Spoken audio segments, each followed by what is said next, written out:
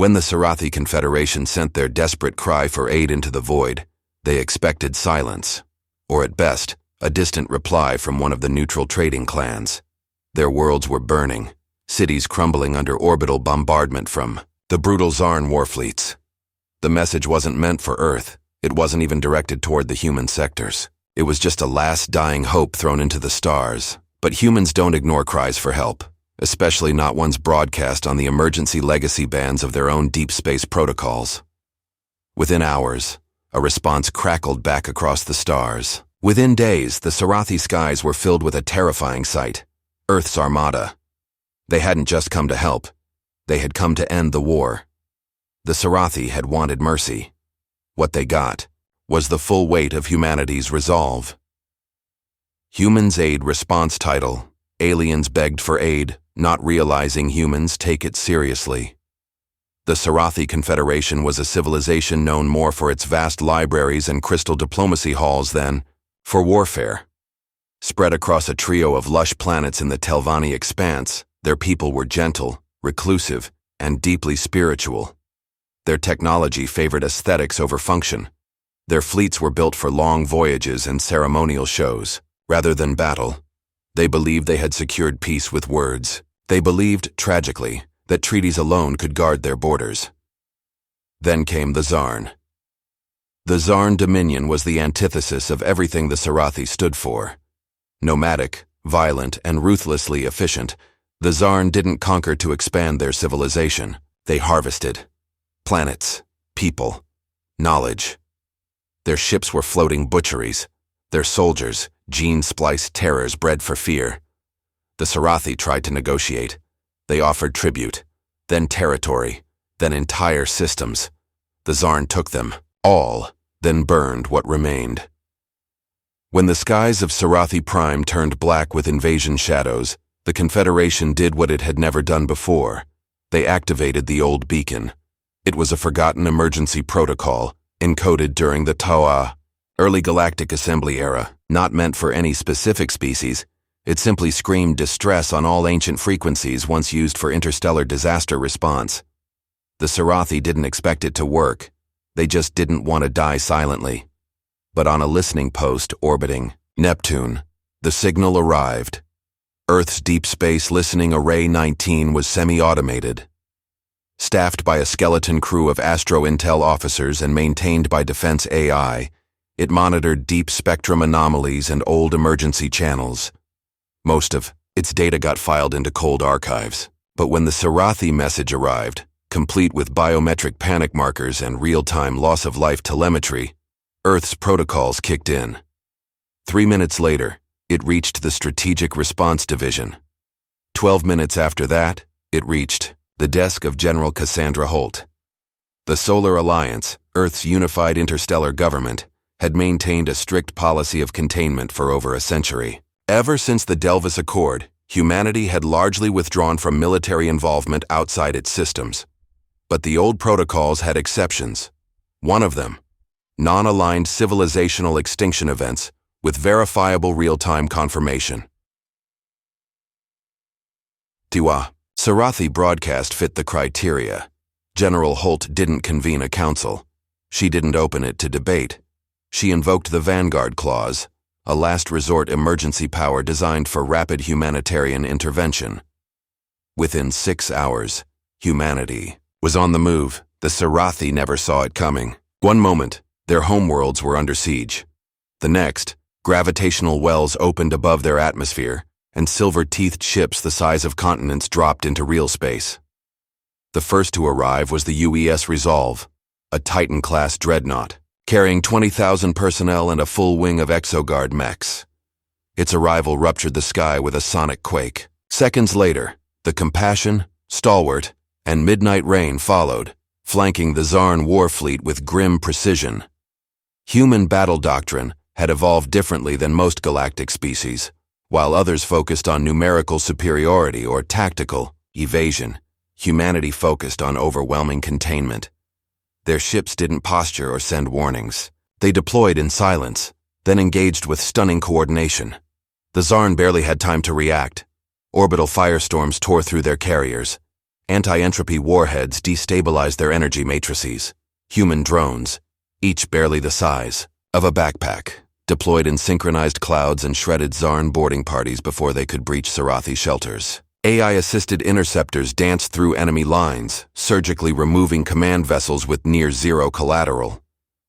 In 29 minutes, the first wave of the Zarn fleet was annihilated. The Sarathi were speechless. Their elders watched, wide-eyed, from the safety bunkers beneath the Temple of Harmony. For the first time in their recorded history, another civilization had come not to exploit them, but to shield them. Over the next 72 hours, the rest of the human fleet arrived. Hospital ships, terraform repair cruisers, atmospheric stabilizers. Earth wasn't just defending, they were rebuilding as they fought. The Sarathi Prime Minister, Lavala Kai, attempted to contact Earth Command with formal thanks. She was redirected to a civilian liaison named Miko Zhao, who simply said, "No thanks needed. You called for help. That's enough." Meanwhile, the Zarn High Council, once drunk on conquest, found itself in complete disarray. Their secondary fleets mobilized from outer territories, expecting another easy victory. They found Earth waiting. At the Battle of Alran Void, Earth's Third Armada established a forward blockade, halting Zarn reinforcements across 7 jump points. It was there the Zarn first encountered humanity's gravitic compression weapons, devices that imploded entire sectors of local space for milliseconds, enough to crush enemy ships before shields could adapt. It was surgical, it was efficient, and it was terrifying.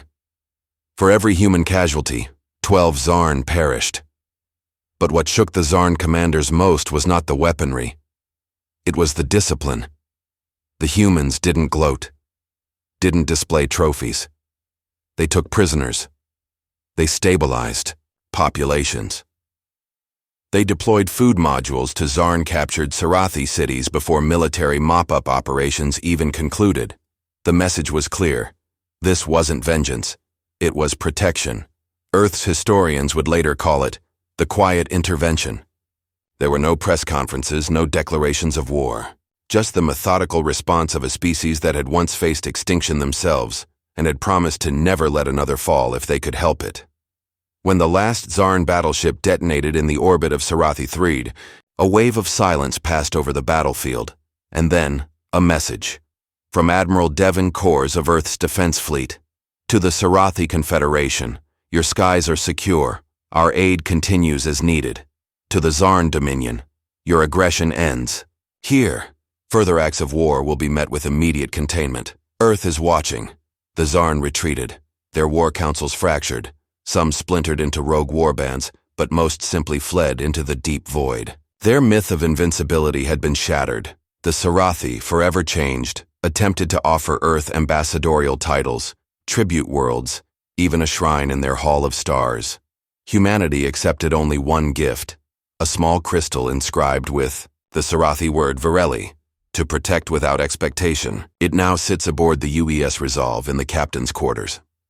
Over the following decade, the Sarathi became one of Earth's closest allies in the galactic south, not as subordinates, but as equals.